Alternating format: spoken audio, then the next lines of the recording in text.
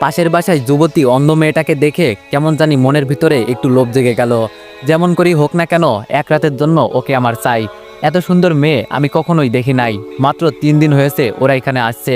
কালকে মেয়েটাকে ছাদে দেখে আমি যেন পাগল হয়ে গেছি ওর জন্য। আপুর কাছে জিজ্ঞেস করতেই বলল মেয়েটা নাকি অন্ধ।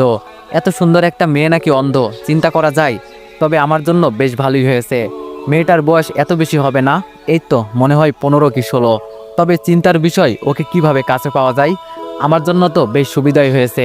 মেয়েটা অন্ধ, কিছুই দেখতে পারে না, আমাকে চিনতেও পারবে না। ভাবছি আজকে রাতে কাজটা সেরে ফেলবো, যা হবার তো হবেই। ইস, মেয়েটাকে দেখলেই যেন মাথায় আগুন জ্বলে যায়। আমারও গার্লফ্রেন্ড আছে, কিন্তু এই অবস্থা আমার কখনো হয় নাই ওকে দেখে। বুঝলাম না এই মেয়ের ভিতরে কি আছে। আজকে রাতে যা করার করব। আমি জানি ও তো আমাকে চিনতে পারবে না। কাজটা আমার জন্য আরও সহজ হয়ে গেল। দেখতে দেখতে রাত হয়ে গেল। ওদের বাসার কাছে একটা আম গাছ আছে, ওইটা দিয়ে আস্তে আস্তে উপরে উঠে গেলাম। কিন্তু চিনব কি করে মেয়েটার রুম? ওই তো একটা রুমে মিটমিট করে আলো জ্বলছে। লাফ দিয়ে জানালার কাছে চলে গেলাম। জানালা খুলতেই দেখি হাত কেটে রক্ত পড়ছে। তাতে আমার কিছু আসে যায় না। হাতের দিকে না তাকিয়ে ভিতরে চলে গেলাম। মেয়েটা টেবিলের কাছে বসে কি জানি লেখার চেষ্টা করছে। মাথাটা ঘুরে গেল। এটা কি কোনো মেয়ে নাকি স্বর্গের পরী? আজকে আমি ওকে খুব কাছে থেকে পাবো, ভাবতেও যেন অনেকটাই ভালো লাগছে। মানুষ বলে কোনো মেয়ের সাথে জোর করে শারীরিক সম্পর্ক করলে সেটা নাকি ধর্ষণ হয়। তবে আমার কোনো আসে যায় না। মেয়েটাকে আমার পছন্দ হয়েছে। এখন যদি বলি ওকে এক রাতের জন্য আমার সাথে থাকতে, তখন সে কি রাজি হবে? কখনোই না। তাই আমার পথ আমাকেই অবলম্বন করতে হবে। আমার যে খুব ইচ্ছা ওকে কাছে পাওয়ার, সেটা তো কখনোই পূরণ হতো না যদি ওর সাথে জোর করে শারীরিক সম্পর্ক না করি। দরজার কাছে গিয়ে দরজাটা ভালো করে বন্ধ করলাম। ভিতর থেকে যদি গরুর মতো চিৎকার করলেও বাইরে কেউ শুনতে পারবে না। মেয়েটার পিছনে গিয়ে দাঁড়ালাম। ওর শরীর থেকে আলাদা একটা সুঘ্রাণ বেরোচ্ছে, যেটা আমাকে আরো পাগল করে দিচ্ছে। মেয়েটা পিছনে ফিরে বলল, কে কে এখানে? আরে এ তো দেখি সব টের পাই। আমি একটু দূরে সরে গেলাম, দেখি ও কি করে। তবে মেয়েটা বসা থেকে উঠে দরজার কাছে চলে যাচ্ছে। খুব ভালো করেই বুঝতে পারছি ও কি করতে চাইছে। তাড়াতাড়ি মেয়েটার কাছে গিয়ে ওকে কোলে তুলে বিছানার উপর ফেলে দিয়ে আমি ওর উপর শুয়ে পড়লাম। মেয়েটা এবার কান্না সুরে আমাকে বলল, ভাই আমাকে ছেড়ে দেন, আপনার পায়ে পড়ি। আমি বললাম, সে পড়িও, এখন আমি যেই কাজে আসছি সেটা করি, চুপচাপ শুয়ে থাক।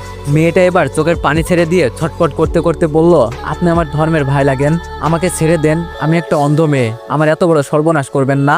মেয়েটার মুখে হাত দিয়ে বললাম, তোর এত কথা শোনার সময় আমার নেই। ওন্না দিয়ে ওর মুখ বেঁধে দিলাম। মেয়েটার কাপড় টেনে টেনে খুলে ফেলেছি, কিন্তু অবাক করা বিষয় ওর চোখ দিয়ে শুধু পানি পড়ছে। বুঝলাম ওর দিকে তাকিয়ে থাকলে মায়া লেগে যাবে আমার। আমি আমার মতো কাজ করতে লাগলাম। সব শেষ করে উঠে টি শার্ট গায়ে দিতে দিতে ওর মুখের বাঁধন খুলে দিলাম। শোয়া থেকে উঠেই মেয়েটা পায়ে লাথি দিয়ে আমাকে দূরে ফেলে দিল। কুত্তার বাচ্চা, আমাকে অন্ধ পেয়ে দর্শন করলি না? এর ফল তুই পাবি। কেন করলি আমার সাথে এটা? দেশি কি কমে ছিল রে? আমি উঠে ওর চুল ধরে বললাম, চুপ কর। আর বিশেষ করে তোকে আমার প্রথম দেখাতেই খুব পছন্দ হয়ে গেছে, তাই আমার মন যা চাইছে আমি তাই করছি। আর আমি জানি তুই অন্ধ, আমার কিছুই হবে না। মেয়েটা আমার পুরো মুখটা হাত দিয়ে দেখতে লাগলো। আমি ওর হাত দূরে সরিয়ে বললাম, একটা পিল খেয়ে নিস। বিছানায় হালকা হালকা দাগ আছে। জানালা দিয়ে বের হয়ে পিছনে তাকিয়ে দেখি মেয়েটা বিছানা থেকে উঠতে গিয়ে মেঝেতে পড়ে গেল। বুঝতে পারছি ওর উপর বেশি অত্যাচার করে ফেলেছি।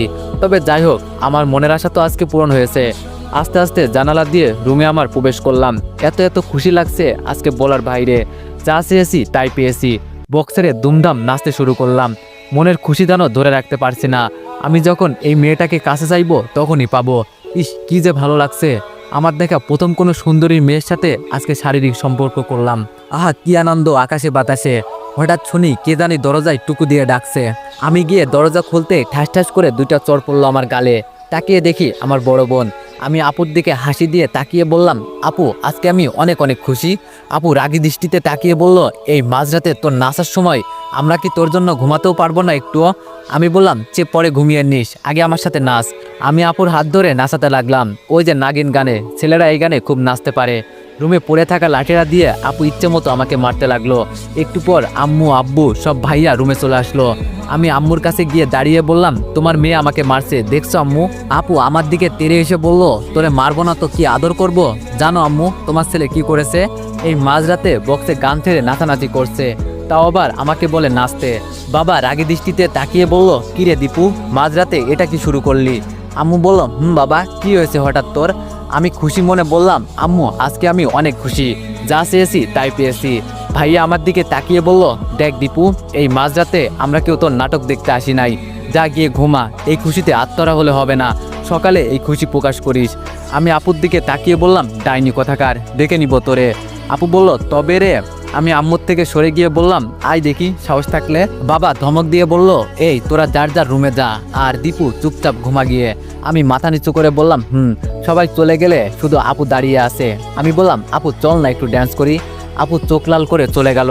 যাক বাবা, কি এমন করে ফেলেছি আমি। দরজা লাগিয়ে বিছানায় শুয়ে আছি, তবে বারবার মেয়েটার মায়াবী দৃষ্টি আমার সামনে ভেসে উঠছে। আপনি আমার ধর্মের ভাই লাগেন, এই কথাটা সবসময় কানের কাছে বাজছে।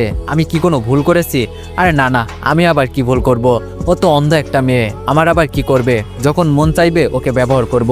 কিন্তু আমি তো এতটা খারাপ ছিলাম না। ওকে দেখার পর কেমন যেন ভিতরে হিংস্র কুশুটা জেগে উঠেছে। সত্যি ওর মতো মেয়েই হয় না, আমারও তো গার্লফ্রেন্ড আছে, তবে ওকে দেখে এতটা কাছে টানে না।